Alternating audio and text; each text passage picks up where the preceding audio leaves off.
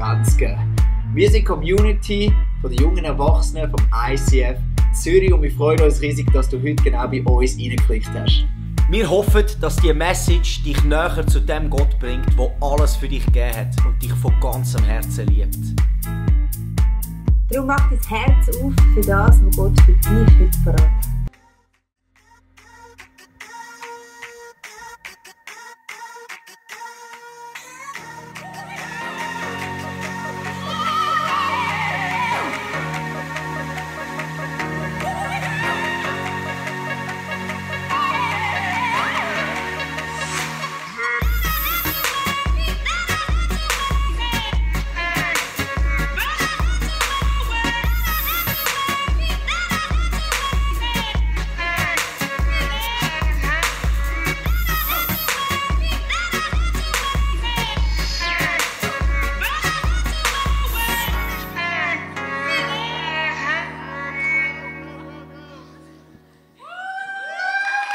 Welcome, welcome. Good to see your faces. Schön, eure Gesichter zu sehen. Sind ihr gut gerutscht? Angekommen, die einen sind am Arbeiten, die einen ziehen die Ferien gerade noch weiter bis Mitte Januar. Die einen gehen erst in die Ferien, habe ich vorne gerade erfahren. Ist auch gut. Ich habe gearbeitet, auch das ist schön. Ich freue mich, heute Abend, den Abend mit euch zu bestreiten. Wisst ihr warum? Ich bin pumped diese Woche, weil Gott ist treu. Und er ist der gleiche, wie er vor 2000 Jahren war, heute und morgen ist er immer noch der gleiche. Und das Schöne ist, sein Buch verändert sich nie. Die Wahrheit bleibt immer die gleiche. Und ich freue mich so, ich will noch so mehr Wahrheit in meinem Herzen haben, weil er hat gesagt, wer die Wahrheit sieht und sie annimmt und erkennt, der wird wirklich frei sein. Und ich bin einer, ich will gerne noch freier werden. Noch freier, weil ich weiss, es gibt immer noch mehr in Jesus Christus. Wir sind in dieser Startserie vom 2017, Vision 2017. Wir als 20er Leitungsteam machen uns ja jedes Jahr Gedanken, was ist auf dem Herz von Gott für uns, als Familie, als Church, als junge Erwachsene. Und heute möchte ich über ein Thema reden, das heisst, die Gegenwart Gottes kultivieren in unserem Leben. Warum? Etwas, was Gott zu uns geredet hat, von unserem Herz ist, er hat gesagt, hey, macht Raum für die Gegenwart von Gott. Und zwar zuallererst in unseren Celebrations, in dem, was wir machen am Freitagabend, in unseren Angeboten, die wir haben unter der Woche in den Small Groups und dann aber auch auf unser persönliches Leben abgebrochen. Lasst die Gegenwart von Gott mehr und mehr präsent sein in unserem Leben, weil ich kann euch sagen, das Leben in der Gegenwart von Gott ist das absolut Erfüllendste, was du überhaupt kannst haben. Und viele Leute sagen, ja, okay, Gegenwart von Gott, was ist denn das genau? Ich kann mir da nicht gross etwas darüber vorstellen und darum machen wir den heutigen Freitag. Es ist ja so, wenn wir zurückschauen zum Volk Israel, wenn wir in den alten Bund hineingehen, wo das Volk Israel unterwegs war, die einen wissen, sie sind 40 Jahre in der Wüste umeinander gewandert, mit dem Mose als Anführer, und Gott hat ihnen gesagt, baut die Stiftshütten auf, das Zelt von der Begegnung, tönt die Bundeslade dort rein, die Steintafel, wo ein Gesetz drauf geschrieben hat, und dort ist die Gegenwart Gottes die Heime gewesen, im Allerheiligsten. Dort war die Präsenz von Gott gewesen. Und der Hohepriester ist einmal pro Jahr rein. Sie haben ihm noch so ein Seil angemacht und Glöckli, weil man ist nie ganz sicher gewesen, ob er dann auch wieder rauskommt. Weil die Gegenwart von Gott, die ist nur etwas erlaubt gewesen. Auf dem Hut vom Aaron ist gestanden, Holiness to the Lord. Heilig dem Herrn, etwas anderes kannst du in der Gegenwart Gottes vergessen. Und so ist das gewesen, und die Gegenwart ist dort aufbewahrt gewesen. Und jetzt ist es so gewesen, dass das Volk Israel hat sich um die Stiftshütte herum versammelt. Also wenn sie Gemeinschaft hatten, wenn sie Feste gefeiert haben, dann ist die Gegenwart Gottes in ihrer Mitte gewesen. Das war ihr Fokus gewesen. Sie haben gewusst, da ist Gott die Heime Ehre, denn er ist unser König, er ist unser Gott, er ist unser Herr. Und darum ist er bei uns in der Mitte. Und das ist immer wichtig, auch wieder für uns zu sagen, wir kommen nicht da an, um uns um eine Celebration herumzubauen, oder wir hocken um eine Celebration oder ein Programm herum, auch wenn es ein Programm hat, aber immer wieder den Fokus zu haben, in allem, was wir machen. die Gegenwart Gottes an erster Stelle in unserem Herz. Wir suchen ihn, wir sind da, um ihn zu erleben. Er ist das Kostbarste, was unserem Herz gegeben ist. Und das ist immer wieder wichtig, dass wir das wissen, auch in diesem Worship. Du bist vielleicht da, du singst mit, du hörst zu, egal. Wir probieren als Anbetungsteam, wir probieren Raum zu machen für die Gegenwart von Gott, dass die Gegenwart von Gott kann zu uns kommen, weil dort passiert wahre Veränderung. Im Psalm 16, Vers 11 heißt es: Du wirst mir den Weg zum Leben zeigen und mir die Freude deiner Gegenwart schenken. Aus deiner Hand kommt ewiges Glück. Da redet der Psalmist über die Freude von der Gegenwart von Gott. Und du sagst vielleicht, ja, die Gegenwart, was ist denn das genau? Was ist denn genau die Gegenwart? Und jetzt muss ich ganz schnell schauen, wo ich das aufgeschrieben habe. Ich habe es auf dem Bild. Können wir schnell das griechische Wort für Gegenwart haben? Ich glaube, ja! Ich habe es eben nicht da drauf. Seht ihr, was das bedeutet? Also wenn du fragst, was ist die Gegenwart von Gott? Es heisst nichts anderes als ihn zu sehen von Angesicht zu Angesicht. Und meine Tochter sagt, ja, ich sehe ja Jesus nicht. Aber ich sage dir, du hast nicht nur die Augen. Du hast auch die Augen. Das nennen wir die Augen vom Geist. Die Herzensaugen, auf uns Schweizerdeutsch gesagt. Wir können Gott sehen mit unserem Herz. Und das ist ein Geschenk, das Gott uns gegeben hat. Die Gegenwart beinhaltet Frieden, Annahme, Freude, Liebe, Wertschätzung, ein Ankommensein, eine Geborgenheit, eine Heiligung, eine Dankbarkeit, eine Ehrfurcht, eine überwältigende Grösse. Das, was Gott ist seine Gegenwart, sein Angesicht. Er kommt mit dem Paket, wenn du die Definition willst. Gott ist Liebe. Er hat nicht nur Liebe für dich, er ist per Definition Liebe. Das ist das, was die Schrift sagt im 1. Johannes 4. Per Definition ist mein Vater zuallererst Liebe.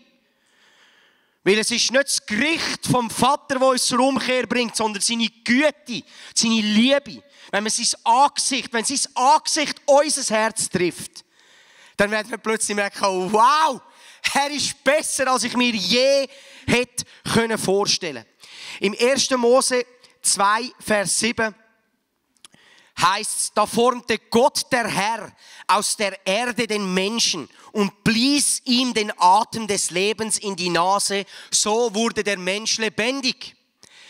Wenn wir über die Gegenwart von Gott reden, dann müssen wir wissen, wie sie wir denn aufbauen als Menschen, oder? Wie hat Gott uns geschaffen? Wo Gott uns geschaffen hat, aus der Erde uns geformt hat, wo er den Adam gemacht hat, dich geschaffen hat im Bauch von deiner Mutter, und er den Adam angeschaut hat, steht jetzt, er hat ihm den Lebensatem eingeblasen in die Nase. Wenn du im jüdischen Kontext verschiedene Rabbiner Schriften liest, sie beschreiben das ein bisschen anders. Sie sagen, Gott hat den Adam angestellt, vor sich hin, und ist in ihn eingestanden. Und er ist lebendig geworden. Crazy thought. Also stell dir vor, Gott ist Geist. Gott ist nicht Mensch, Fleisch. Gott ist auch nicht seelisch, emotionell. Er kann emotionell sein, aber zuallererst ist Gott Geist und er steht in Mensch ein und er wird lebendig. Der Punkt ist zu mir heimgetragen worden. Letztes Jahr am 2. April an meinem Geburtstag ist mein Grossvater gestorben in Stephan und sie haben mich gefragt, ob ich Beerdigung machen von meinem Grossvater. Und das war für mich sehr ein emotionaler Moment. Ich habe eigentlich mega gute Erinnerungen auch an meinen Grossvater gehabt. Ich durfte einfach die Abdankung machen. Und es war für mich eine Ehre. Versteht ihr? Ohne den Mann wäre ich nicht da. Ohne den Mann hätte es nicht meine Mutter gegeben und ich wäre nicht da. Also ich habe den Mann geehrt für das Leben, das er gelebt hat. Aber als ich an den Sarg gelaufen bin und der Deckel offen war, weil ich ihn nochmal gesehen bin ich an und ich habe gesehen, er ist nicht mehr dort. Es ist, wer einen Toten gesehen hat, von Auge zu Auge, der weiss, der Mann ist nicht mehr dort. Das Leben ist nicht mehr dort. Mein Grossvater ist wohl irgendwie, hat er ausgesehen wie mein Grossvater, aber er ist nicht dort gewesen. Das Leben ist aus ihm draus gewesen. Das Sein Geist hat seinen Körper verlassen und ist zum Vater im Himmel gegangen. Im 2. Korinther 5,17 heißt, das bedeutet aber, wer mit Christus lebt, wird ein neuer Mensch. Er ist nicht mehr derselbe, denn sein altes Leben ist vorbei, ein neues Leben hat begonnen. Wir müssen etwas verstehen, wenn wir über unseren Aufbau reden von Körper, Seele und Geist, wie wir das oft auch in der Schrift lesen, dann müssen wir wissen, Gott hat gesagt, wenn ihr von dem Baum esset, werdet ihr ganz sicher sterben. Jetzt frage ich dich, ist Adam und Eva gestorben, physisch? Nicht, oder? Sie haben weitergelebt. Physisch sind sie nicht gestorben. Warum hat denn Gott gesagt, wenn ihr von dieser Frucht esset, werdet ihr sicher sterben? Was ist gestorben? Im Englischen heisst es Spirit Man. Dein Geist ist gestorben. Wenn du den Adam anschaust, weil sie in diesem Sündenfall hinein waren, ist der Geist gestorben. Ihre Seele hat weitergelebt. Ihr Körper hat funktioniert. Und darum hat Gott einen Weg gehabt, durch seinen Sohn Jesus Christus, uns zu neuem Leben zu erwecken, durch das Wasser von der Taufe und durch den Heiligen Geist, der in unser Herz kommt und unseren Geist zu neuem Leben bringt. Das ist ganz wichtig zu verstehen, weil es spricht da nicht von einem körperlich-fleischlichen neuen Leben. In dem 2. Korinther 5. Alles ist neu geworden. Man denkt immer, neue Kreatur in Jesus Christus. Alles ist neu. Die Leute geben dir das Leben Jesus, werden getauft und merken, man, ich habe immer noch Struggles. Ich laufe und es läuft nicht alles so, wie es muss. Und ich gehe wieder um und ich mache vielleicht noch Sachen, die ich nicht will. Und ich bin in einem Battle rein. Und ich will dir sagen, er redet da nicht von einem körperlich-fleischlichen neuen Leben. Du bist ein Mensch gewesen, bevor du Jesus angenommen hast. Und auch nachdem, dass du Jesus angenommen hast, bist du ein Mensch aus Fleisch und Blut. Das ist Fakt. Deine Seele, wo die Bibel, wenn wir über die Seele reden, die Bibel redet da über unseren mentalen und emotionalen Teil von unserem Wesen, tut sich auch nicht 180 Grad verändern bei dir, wenn du dein Leben niederlegst und das neue Leben in Jesus Christus umarmst. Es wird sich immer mehr und mehr anpassen und das ist das Ziel. Die Bibel redet an vielen Orten im Neuen Testament über die Salvation of the Soul, wo ein Prozess ist. Der Rettung von der Seele ist ein Prozess, in dem dass ich mich mehr und mehr verändere hin zum Ebenbild von Jesus Christus, wo sein Geist in mir innen bewirkt. Epheser 4,15 für die, die es nachlesen wollen. We grow up into him in all things. Also wir wachsen mehr und mehr in sein Ebenbild. Darum ist es wichtig, ja, aber warum fühle ich mich denn zum Teil, wenn ich mein Leben gegeben habe, Jesus Christus immer manchmal noch distanziert? Oder ich habe etwas, das nicht läuft. Oder ich gehe immer wieder in die gleichen Sünden nie. Das ist, weil unsere Seele, unser emotioneller Teil, unser Gedankengut Erneuerung braucht durch das Wort Gottes, durch die Wahrheit, durch den Heiligen Geist und Gemeinschaft miteinander. Versteht ihr ein bisschen die 3 Teile? Also, was ist denn ganz neu geworden, wo du dein Leben abgeleitet hast? Dein Geistesmann, sozusagen, dein geistliche Sein, dein Mensch in dir drin ist zu neuem Leben erweckt worden durch den Heiligen Geist. Oder Petrus gesagt hat im Apostelgeschichte 2,38, hey, repent, also kehrt um, Metanoia, wow, dadurch bin ich gelaufen, es macht mich kaputt, ich kehre um, lass mich taufen zur Vergebung von meinen Sünden, komm rauf, neues Leben, Heiliger Geist kommt in mich hinein, bam. Und dann laufen wir im Heiligen Geist, wo er uns hilft, mehr und mehr unser Sein, unser Denken, unser Fühlen, unser emotionelle, unser mentale Teil zu verändern, hin zu der Wahrheit, wie es die Schrift sagt über uns. Oder? Weil wir haben ja gerne so Microwave Christians. Oder schnell rein tun, 1 Minute, nachher ist gut. Wir haben nicht gerne etwas kultivieren. Etwas kultivieren, einen Prozess gehen über mehrere Tage, Wochen, Monate, ja Jahre. Ja, ich habe es probiert eine Woche. Hey, Jesus ist nicht ein 30-Tages-Versuch Rückgaberecht. Du probierst mal ein bisschen, ja, hey, das ist cool, das habe ich auch schon gehört, ich habe es mal einen halben Monat probiert, es funktioniert nicht, verstehst du?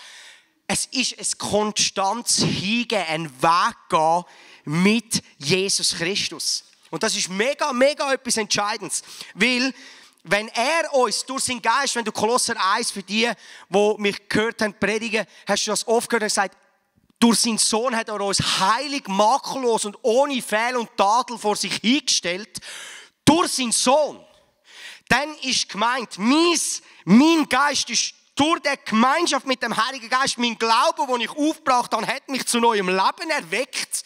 Und jetzt bin ich eine neue Kreatur. Und ich probiere eigentlich nichts anderes, als das auszuleben, was mein Geist schon lange weiss. Und das ist das, was wir oft vergessen, weil wir lieben es, nach unseren Gedanken und Emotionen zu leben. Aber wenn wir uns darauf besinnen, was sein Wort an Wahrheit über uns ausspricht und anfangen, wie im Römer 12,2 es heisst, durch Veränderung eures Denkens hin zu der Wahrheit. Ich nehme die Lüge gefangen, 2. Korinther 10, und bringe sie under the obedience of Christ, unter den Gehorsam von Jesus Christus und sage, weißt du was, du musst mich nicht anlügen in meinen Gedanken. Mein Vater liebt mich, das hat er gesagt. Und das ist nichts anderes, als im Geist zu leben.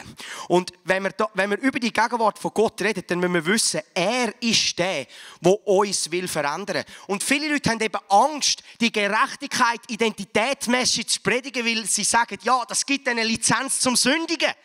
Ich habe noch nie die Gnadenbotschaft in der Schrift gesehen, wie sie mir eine Erlaubnis gibt, weiterhin in der Sünde zu bleiben. Sie gibt mir Kraft, frei zu sein von der Sünde. Das ist powerful. Wie viel habe ich schon gesehen? Weißt, Gott kennt mein Herz. Ich bin ja gerecht, er liebt mich. Und du laufst in der Sünde. Du schlafst mit deinem Ehepartner, mit deinem Partner, obwohl du nicht geheiratet bist.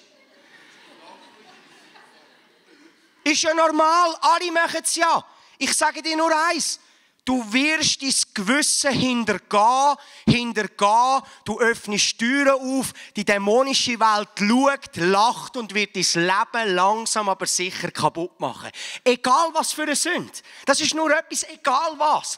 Aber er hat durch seine Gnade im Heiligen Geist uns gezeigt, was es heisst, sei frei von der Sünde.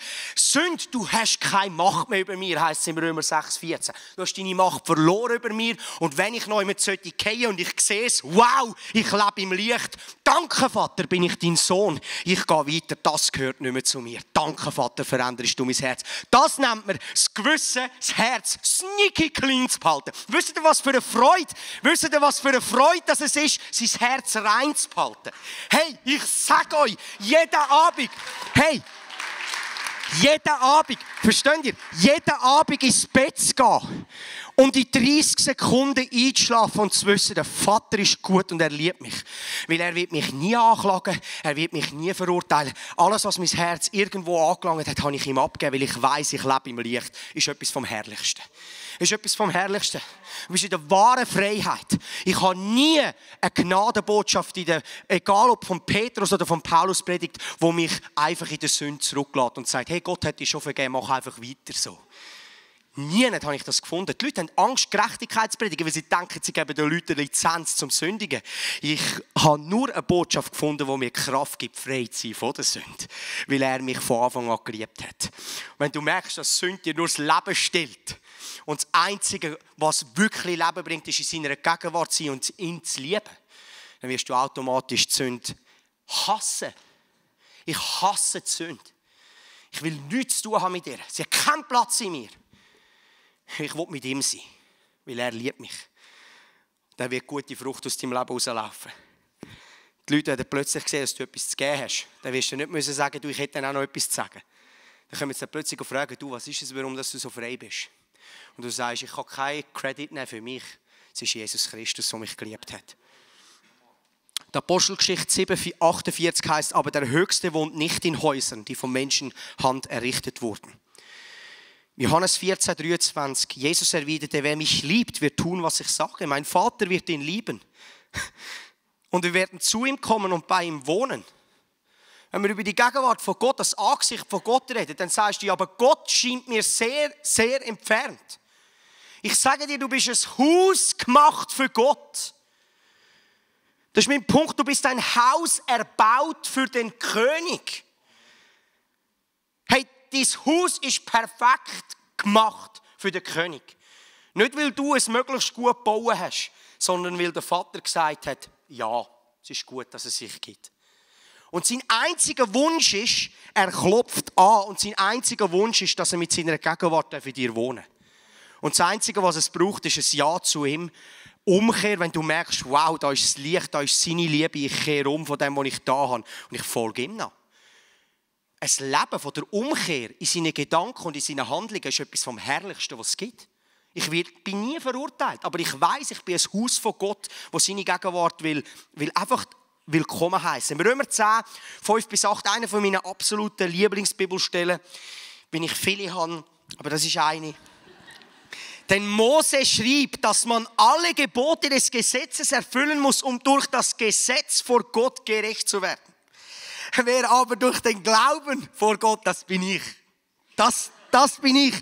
Wer aber durch den Glauben vor Gott bestehen will, dem sollt ihr sagen: Du musst nicht in den Himmel hinaufsteigen, um Christus zu finden und ihn herabzuholen. Und du musst nicht in die Tiefen hinabsteigen, um Christus wieder von den Toten heraufzuholen. Denn in der Schrift heißt es, die Botschaft ist dir ganz nahe. Sie ist auf deinen Lippen und in deinem Herzen. Es ist die Botschaft von der Erlösung durch den Glauben an Christus, den wir verkünden. Es ist die Botschaft von der Erlösung durch den Glauben an Christus, den wir verkünden. Mein Punkt ist, du hast einen Tempel in deinem Innersten, den du zu jeder Zeit des Tages besuchen kannst. Stell dir mal vor, also wenn der Geistesmann, die Geistesfrau in dir, das Leben in dir, das, was dich ausmacht, das, was du in deine Ewigkeit wirst mitnehmen, lebendig ist und in ungebrochener Gemeinschaft mit Gott, weil das ist das, was die Schrift sagt. Nicht ein bisschen Gott und ein bisschen zwischen ihnen, sondern Gemeinschaft mit Gott hat und er wirklich in dir wohnt, weil es die Schrift sagt. Wir sagen, ich fühle mich nicht so, Gott ist nicht da und wir lügen uns selber an, weil er gesagt hat, ich werde euch nie verlassen, ich und mein Vater nehmen die Wohnung in euch. Verstehst du, er kommt nicht mit einem Wochenaufenthalt und dann geht er wieder. Er ist nicht ein Wochenendaufenthalter. Er kommt, um zu bleiben. Dann bringst du nicht mehr raus. Die Mieter haben so viel Schutz, oder? Verstehst du, Jesus kommt, um zu bleiben. Der Heilige Geist, der in uns Wohnung genommen hat, kommt, um zu bleiben. Und wenn er da in uns innen ist, dann kann ich jederzeit, das ist die Gnade von Gott, in jeder Sekunde kann ich den Tempel in meinem Herzen aufsuchen und ihn anbeten. Wir haben aus unserer Seele herausgelebt. Wir haben gesagt, ich fühle mich heute nicht so gut. Mir geht es nicht so gut. Jemand hat mir das gemacht, der hat noch das gepostet über mich und der hat das noch gesagt. Wir lieben es, aus unserer Seele herauszuleben. Wenn du ein unstetiger Achterbahn-Christ willst sein, einmal hoch, einmal tief und wieder schlecht und dann wieder 2 Monate schlecht und dann hast du wieder ein Hoch und dann wieder ein Tief, dann leb weiter aus deinen Emotionen und aus deinen Gedanken, die durch deinen Kopf schwirren. Wenn du aber willst, einen klaren Weg laufen, in konstanter Freude und Hingabe, muss dein Auge ganz schmal sein. Weil er hat gesagt, wenn dein Blick schmal ist, nur für die Wahrheit, dann ist dein ganzer Körper erfüllt mit Licht. Das ist das, was Matthäus Evangelium uns erzählt. Und darum müssen wir ja wissen, darum liebe ich ja das Wort. Hey, ich nehme euch mit, ich bin jetzt momentan im Hesekiel 34, leset euch das nach, wo Gott sagt, wie die Israeliten schlechte Hirten, die Leiter vom Volk Israel schlechte Hirten waren, aber er ihre gute Hirte ist. Wie er das Verirrte geht suchen, wie er das, wo krank ist, verbindet, wo der schwachen Kraft gibt. Hey, ich lese das und ich bin dort und ich denke, wow. Verstehst du? Und der Heilige Geist sagt, das bin ich. Das ist mein Vater. So ist er. Verstehst du? Wenn ich nicht die Schrift lese, weiss ich ja nicht, wie er ist. Dann glaube ich noch das, was mir die Lügengeister in meinem Kopf Tag und Nacht vorbrünzeln. Aber wenn ich im Heiligen Geist in seiner Gegenwart sein will, muss ich den Tempel aufsuchen in der Wahrheit. Und wenn du auch nur einen Schritt zurück machst und sagst, ich kann nicht in den Tempel hineinkommen, schaust du dein Leben an durch deine Aktion und nicht durch seine Aktion. Habt ihr verstanden? Das nennt man Selbstgerechtigkeit. Und ist etwas vom Traurigsten, was es gibt. Anklage, Scham, Verurteilung sind immer Werkzeuge vom Teufel. So ist es. Verstehst du? Weil Gerechtigkeit ist nicht etwas, was du machst. Du kannst wohl gerechte Werke tun. Die Bibel redet über gerechte Werke. Aber Gerechtigkeit in Jesus Christus ist nicht etwas, was du tust, es ist etwas, was du bist. Verstehst du, ich tue nicht etwas, damit ich gerecht bin. Ich bin gerecht. Und weil ich ein gerechter Baum bin, bringe ich gerechte Frucht. Weil ein Äpfelbaum bringt Äpfel. So bringt ein gerechter Baum Gerechtigkeit hervor. Ich bin kein sündiger Baum. Sünde hat keinen Platz in meinem Leben. Ich gebe keiner Frucht das Recht, Sünde zu sein. Das ist ein guter Ort, ein freudiger Ort im Heiligen Geist. Römer 8, 29 heißt, denn Gott hat schon vor Beginn der Zeit auserwählt und hat sie vorherbestimmt, seinem Sohn gleich zu werden, damit sein Sohn der Erstgeborene unter vielen Geschwistern werde. Und da er sie erwählt hat, hat er sie auch berufen, zu ihm zu kommen. Er hat sie gerecht gesprochen und hat ihnen Anteil an seiner Herrlichkeit gegeben. An seiner Gegenwart hat er uns Anteil gegeben. Versteht ihr, wenn Gott in uns wohnt, wo die ganze, kannst du dir das mal vorstellen, jetzt mal ganz ehrlich.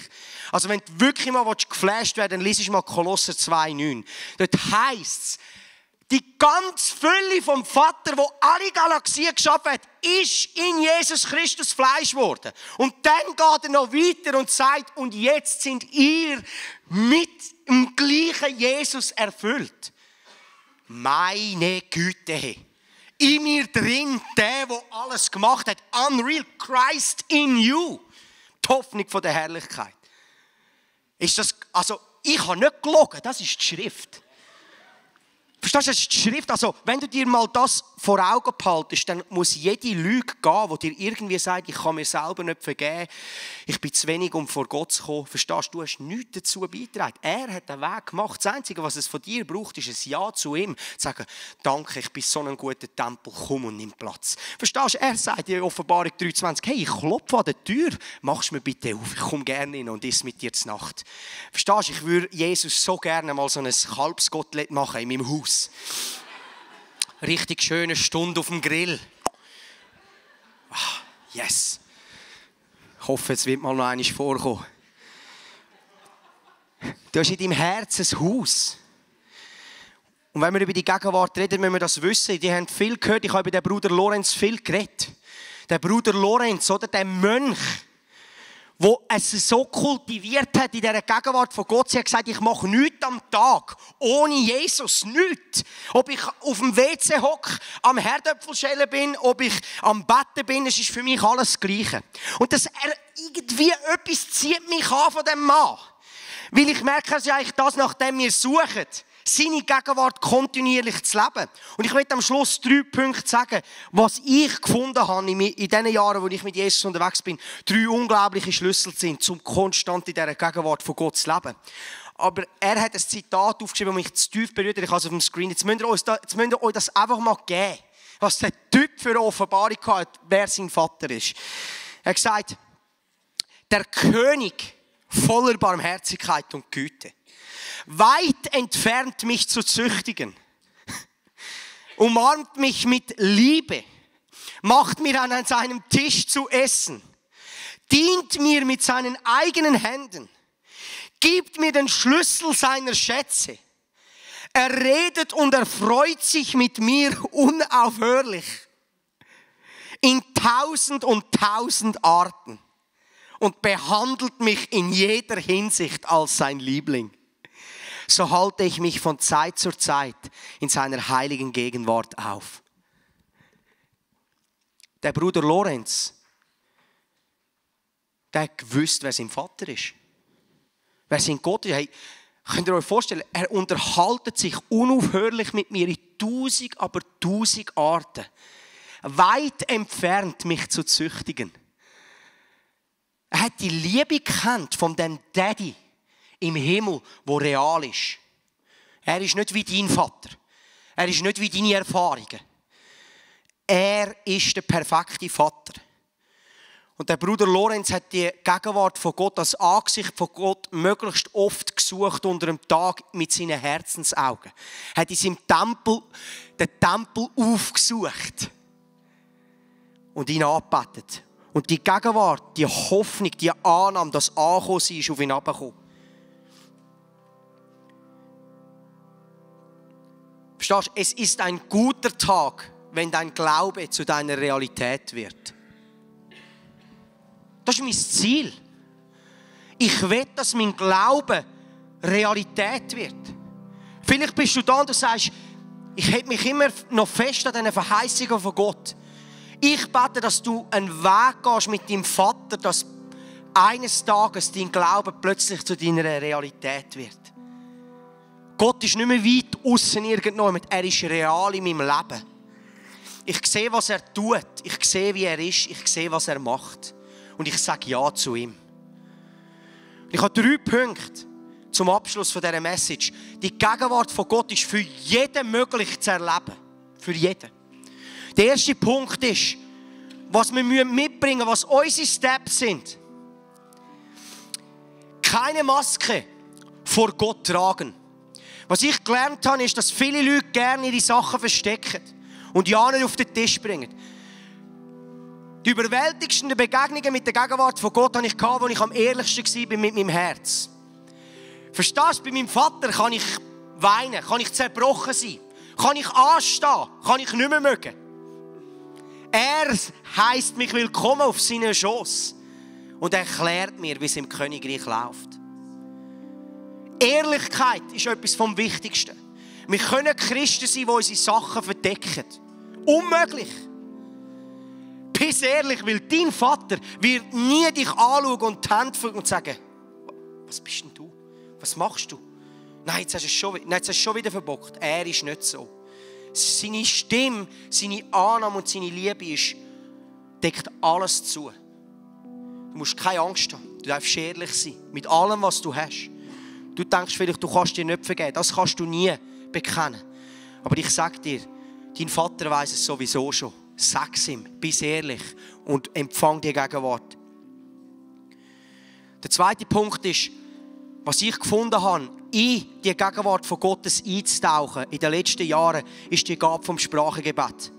In dem, dass ich im Heiligen Geist beten kann. Und ich weiss nicht, was dir das Sprachengebet sagt, ob du das schon empfangen hast, ob du da gehört hast, dass das vom Teufel ist, wie ich früher, wie auch immer. Ich will dir etwas sagen. Ich habe es auf dem Herzen gehabt, etwas zu machen. Und zwar nicht hier in der Celebration, wir machen etwas anderes. Und zwar am 10 Uhr im Unplugged. Am 10 Uhr will ich kurz ein 5 Minuten Teaching geben über Sprachengebet. Wenn du sagst, mich interessiert, was ist das? Im Heiligen Geist zu beten. Wie kann ich mich aufbauen im Heiligen Geist? Komm runter, ich will es dir erklären. Ganz auf eine einfache Art. Und wir werden nachher miteinander beten. Wenn du sagst, ich will das gerne empfangen. Ich habe das extra nicht da eingebaut, weil es einfach zu lang dauern. Aber wenn du sagst, das spricht mich an, ich will hören, ich will dabei sein, dann bist du unten nachher. Dann heisse ich dich herzlich willkommen am 10 Uhr im Unplugged. Und der letzte Punkt, der dritte Punkt, wie wir die Gegenwart von Gott aktivieren in unserem Leben, wie wir dort reinkommen, ist Anbetung und Dankbarkeit. Das ist eigentlich für mich, auch die anderen 2 Punkte sind wichtig, aber Anbetung und Dankbarkeit, egal wie meine Umstände sind, ist schon immer Sprungbrett gewesen in die Gegenwart von Gott. Immer. Und ich sage euch eins, und das sage ich mit ehrlichem Herz, ihr da rein solltet jeden Tag nur jubeln im Herz, weil es euch so gut geht, weil ihr alles habt, was ihr wollt. Ihr denkt vielleicht, oh, jetzt habe ich eine Rechnung nicht zahlen, oh, jetzt habe ich einen Job verloren, oh, jetzt ist meine beste Freundin davon, wie auch immer. Und ihr verliert den Grip unter den Füßen, wo Menschen sterben, weil sie nichts zu essen haben. Und wir haben alles. Wir haben sogar so viel, dass wir noch weitergeben können. Also eigentlich sollten wir jeden Tag aufstehen.